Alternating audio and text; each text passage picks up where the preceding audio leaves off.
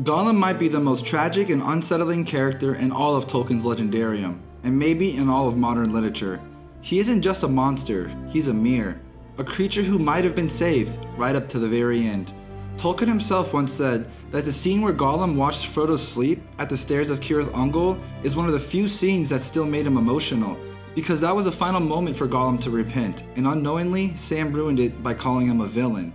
That is how real Gollum was to his own creator. Not just a plot device, but a soul balancing on the razor's edge between damnation and redemption. Hello, and welcome to You Shall Not Scroll, where we dive into interesting topics in Tolkien's legendarium. Today in this video, I'm going to walk you through Gollum's entire life, from Sméagol on the banks of the Anduin to the caves beneath the Misty Mountains to Mordor itself, and trace his long tortured road through Middle-earth and into literary immortality. Because to understand Gollum is to understand what Tolkien believed about power, addiction, mercy, and fate. Gollum was born around the year 2430 of the Third Age, known then as Sméagol. He was born and lived by the banks of the great river Anduin on the edge of Wilderland. He was part of a clever-handed and quiet-footed little people. They were of hobbit kind, akin to the fathers of the store hobbits. They loved the river and often swam in it or made little boats of reeds. Sméagol's family was one of high repute, for it was large and wealthier than most, and it was ruled by a grandmother of the folk, stern and wise in old lore such as they had. Sméagol was the most inquisitive and curious-minded of the family. He was interested in roots and beginnings. He dove into deep pools, he burrowed under trees and growing plants. He tunneled into green mounds, and he ceased to look up to the hilltops or the leaves on trees or the flowers opening up in the air. His head and his eyes were always downwards. About 33 years later, Sméagol was out fishing with his friend Deagol down at the Gladden Fields. While Sméagol was out on the banks, Deagol caught a fish that pulled him into the river. There Deagol saw something shining, and he found the One Ring. Sméagol saw the ring and asked for it, stating it was his birthday and that he wanted it. Deagol said that he was going to keep it, and that he'd already given him a present. Sméagol asked him, "Oh, are you indeed?" and then proceeded to strangle Deagol and took the ring, because, and I quote, "the gold looked so nice and beautiful." Then he put the ring on his finger. This evil act is a major reason the ring is able to corrupt Sméagol. Since they were far from home, and Sméagol had hid Deagol's body cunningly, no one found out what happened to Deagol, and when Sméagol returned home, he found that his family couldn't see him when he wore the ring. He liked this, and kept it a secret, and used it to find out secrets, and used his knowledge in crooked and malicious uses. Sméagol was sharp-eyed and keen-eared to all that was hurtful, and the ring gave him power according to his stature. He became very unpopular and was shunned when he was visible by his family. Sméagol took to thieving and started to mutter to himself and gurgle in his throat. After about 7 years of this, people began to call him Gollum and cursed him and told him to go far away. Sméagol's grandmother, desiring peace, expelled him from the family and kicked him out of the hole. Sméagol wandered in loneliness and wept at the hardness of the world, and he journeyed upriver until he came to a mountain stream and followed it up into the Misty Mountains.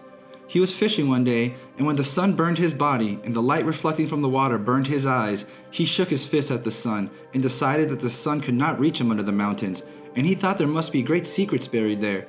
So he went into the highlands and followed a stream into a cave and wormed his way like a maggot into the heart of the hills and vanished out of knowledge with the One Ring, and it was hidden even from Sauron. Gollum did not find any secret under the mountain, just empty night. There was nothing more to find out, nothing worth doing. Only nasty fruit of eating and resentful remembering.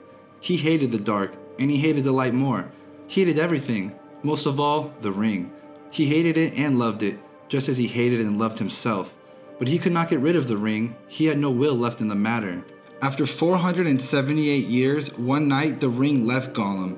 It was trying to get back to its master. But then the strangest thing in all the ring's history happened. Bilbo, crawling in the dark, placed his hand onto the ring and found it. Bilbo then found Gollum in his mountain lake, and they had their game of riddles, another clue to Gollum being of hobbit kind. Bilbo wins the game, and while Gollum looks for the ring to kill him, he's horrified to find that it's gone. Bilbo put his hand in his jacket pocket, and the ring slipped itself onto his finger. He then took the opportunity to run up the tunnel and tripped, covering his glowing sword's sting. Gollum chased after and went right past Bilbo on the ground. Bilbo learned of the invisibility of the ring and followed Gollum to find the way out. Gollum never found Bilbo, of course, and was left in agony while Bilbo left with his precious. Gollum's longing for the ring proved stronger than his fear of the orcs or even the light, and he left the Misty Mountains in search of Bilbo after a year or two. He had revived a little since the ring was no longer devouring him, but he felt terribly old and mortally hungry. By night, Gollum traveled and made his way into Mirkwood and to Esgaroth, and even to the streets of Dale. There he heard news of Bilbo's adventure and where he came from.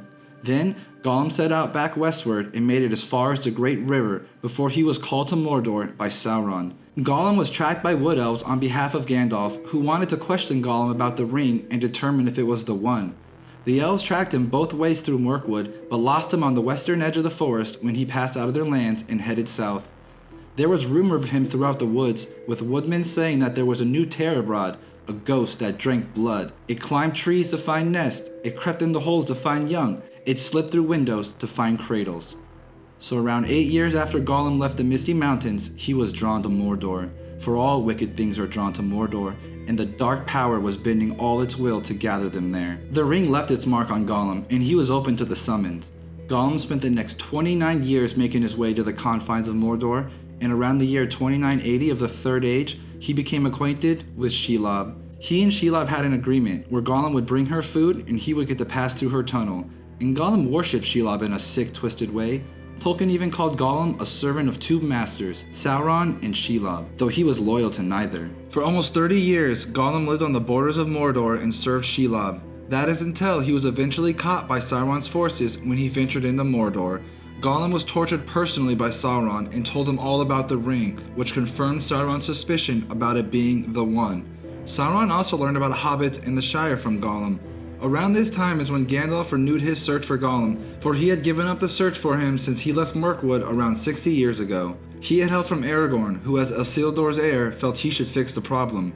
After Sauron learned all he could, Gollum was released after 8 years and followed by spies, in hopes of being led to the ring. This is when Aragorn, on his way home, finally caught Gollum on the skirts of the Dead Marshes where Gollum had lost the spies following him. Aragorn took Gollum to the north end of the Emyn Muil and crossed to Anduin just above Sarn-Jabir. He had tied Gollum to a piece of driftwood and swam them across. He then went north with tracks as westerly as he could find, through the skirts of Fangorn and over the rivers Limelight, Nimrodel, and Silverlode, through the eaves of Lorien, and then on avoiding Moria and Dimril Dell, over Gladden until he came near the Carrick, and with the help of the Beorings, he crossed to Anduin again. The whole journey on foot was 900 miles, or about 1,500 kilometers, and Aragorn took 50 weary days until he was able to hand over Gollum to Thranduil in northern Mirkwood. Gollum was then questioned by Gandalf, and he confirmed Gandalf's suspicion about the ring. The spies who had followed Gollum could not capture him from Aragorn after they picked back up his trail, so they went back to Sauron, who planned a two-part attack, with one of the parts being an assault on Thranduil and Mirkwood to capture or kill Gollum. Legolas recalls during the Council of Elrond that his people in Mirkwood would let Gollum walk at night and even climb trees. About a year later, when Gollum was up in a tree, the assault that Sauron had planned was enacted, and Gollum was able to avoid both the enemies and escape. All trace of him was lost during this time, and since he was being hunted by elves and Sauron's servants, he took refuge in Moria. He was only able to survive by stealing food from orcs and being elusive. Gollum eventually found the west gate of Moria, wishing to find the Shire and the ring, but he was unable to open the door. He had not the strength to push it open from the inside. It is by luck that the company led by Gandalf entered through that very west gate in January of the next year. This is when, after around 80 years, Gollum was finally in sight of the ring, and he started to follow Frodo. Gollum followed the company and Frodo through the mines for days, and avoided the elves of Lorien as he watched them enter Lothlorien. For about a month, Gollum watched and waited until in February, while he hid on the west bank of the Anduin River, he saw the company depart Lothlorien. Gollum continued to follow Frodo and the company down the river, while he used driftwood and his padded feet to keep up. After the Fellowship broke up, Gollum kept stalking Frodo and now Sam into the Emyn Muil. That's when he attacked them and was overpowered and saved by Frodo's mercy. Gollum was charged with leading Frodo and Sam to the Black Gate, and he kept to his word. He took them to the Dead Marshes and to a slag mound on the edge of the desolation of the Morannon. After convincing Frodo that he knew a secret way into Mordor, they all headed south to the crossroads. 2 days later, Frodo and Sam were captured by Faramir and brought to Hineth Annwn. Frodo saved Gollum's life once again, and thanks to the goodwill of Faramir, they were sent on their way again, headed towards Cirith Ungol. They saw the Morgul host set out as they climbed up the stairs headed to Shelob's lair. Before they got to Shelob, Gollum had a moment where he almost repented while watching Frodo sleep, but Sam woke up to find him pawing at his master and called him a villain.